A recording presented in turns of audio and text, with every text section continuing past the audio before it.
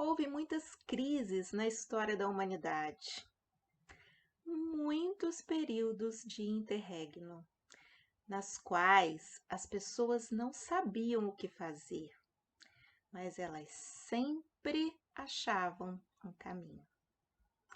Zygmunt Bauman. Olá, meu nome é Renata, eu sou psicóloga e vamos conversar um pouquinho.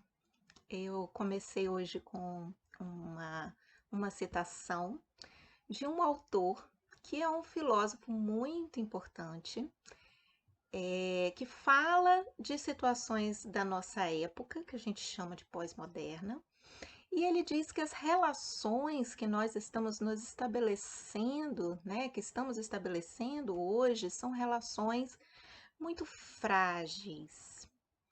Então, eu quero conversar um pouquinho com você. Ele utiliza a simbologia da água. É dessa forma que Bauman vai falar para a gente, vai conversar com a gente sobre as maneiras como a gente se relaciona hoje. Estar então imerso num mundo líquido é justamente esse mundo onde não existem tantos apoios, onde não existem tantas referências, né? Alguma referência ou alguma ilha de verdade, onde eu possa realmente me abrigar, onde eu possa achar uma, uma resposta, porque tudo se esvai, tudo se desfaz, e assim a gente vai vivendo nesse mundo onde nada dura, onde nada tem duração. E aí a gente tem algumas opções. Ou você aprende a nadar, né? Ou você se entrega a essa água de alguma forma, ou você consegue equilibrar o seu corpo de alguma forma com essa água, fazer uma relação com esse líquido de maneira em que você consiga realmente boiar ou estar numa relação de equilíbrio, ou você se afoga.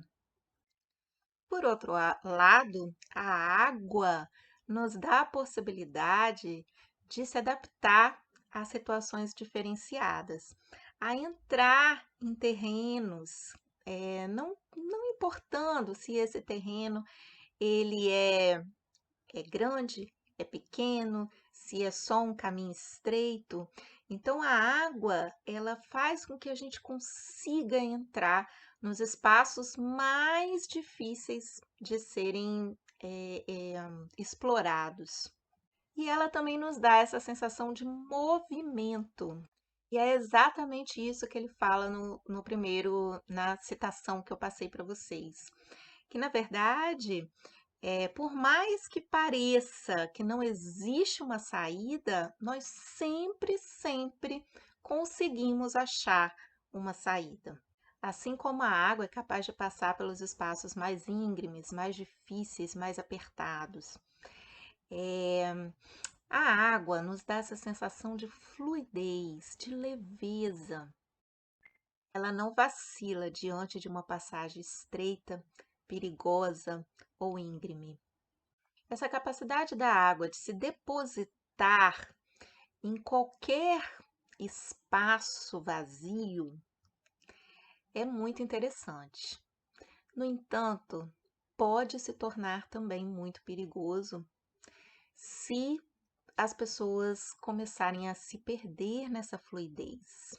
Mas a água tem uma memória e ela tem uma essência.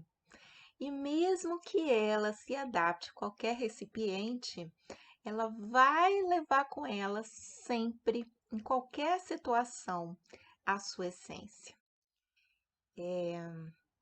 Será que nós, como a água, né, através dessa energia da água, nós conseguimos entender o nosso poder de renovar, de limpar, de trazer, de tirar tudo que está demais, que está pesado na nossa vida? Se nós não reconhecermos a água como nossa aliada, na sua propriedade de nos recriar, de nos renovar, de trazer esses novos caminhos, nos apresentar novos caminhos, ela pode nos trazer também uma sensação de muito medo. E nesse momento, se você não se entrega à água, se você não se integra a essa água, você pode se afogar. Todos nós sabemos o poder renovador da água, que seja num banho no chuveiro, que seja numa grande cachoeira, assim como no silêncio dos rios, no momento de introspecção, assim como na força das marés, naquele momento de você colocar para fora toda a sua energia vitalizante, ou mesmo numa queda d'água, numa vibração intensa dentro por dentro de você mesmo. Então, ela é a grande revitalizadora, a que nos prepara para os grandes desafios da vida, as grandes inclinações, os momentos, os caminhos íngremes que temos que passar. Ela segue, segue e não desiste, mesmo que o caminho tenha várias ondulações, idas e vindas. E ela é perita em criar força em si mesma. Em alguns momentos ela está calma e de repente lá na frente ela pode cair numa grande queda d'água, uma força sem tamanho. E ela pode ser generosa, porque ela transborda, ela se multiplica, ela vai além de um só recipiente. Vamos imaginar essa água transbordando, ultrapassando barreiras, entrando em todos os cantinhos, como acontece dentro de nós, né, com o nosso sangue que entra, que nos alimenta, e ali exercendo todo esse poder de renovação e de força que ela traz para a nossa vida, de vitalidade. Ou então, como diz Balmo, seremos seres líquidos, vivendo num mundo líquido, sem referenciais. Mas se falta choro ou se falta água, de alguma forma, ficaremos secos, ressecados, sem vida. Não existem frutos na seca. E uma coisa muito importante também é a gente olhar como está a sua água. Ela está cristalina, limpa, ou ela está turva, poluída? Se a sua água estiver contaminada, a sua vida estará totalmente contaminada. Você não vai ser capaz de se enxergar. Uma história que conta que um rapaz que estava andando por um lugar onde tinha um grande lago, viu algo brilhando dentro desse lago. Mas ao ver esse brilho, ele achou que pudesse ser uma linda pedra preciosa com muito valor. Então ele tentou pegar essa pedra, mas ele viu que o lago estava muito poluído e a água estava muito contaminada e muito suja. Então ele tentava pegar esse colar sem que ele tivesse que ter contato com esse rio, mas não tinha jeito, ele não conseguia pegar. Por mais que ele tentasse, ele não conseguia chegar naquela pedra. E aí, num determinado momento, passou um senhor e esse senhor percebeu que esse rapaz estava muito angustiado por algum motivo e perguntou o que estava acontecendo. Então ele falou para o senhor: eu vou contar para o senhor, mas o senhor tem que me prometer que não vai contar para ninguém. E aí o senhor prometeu.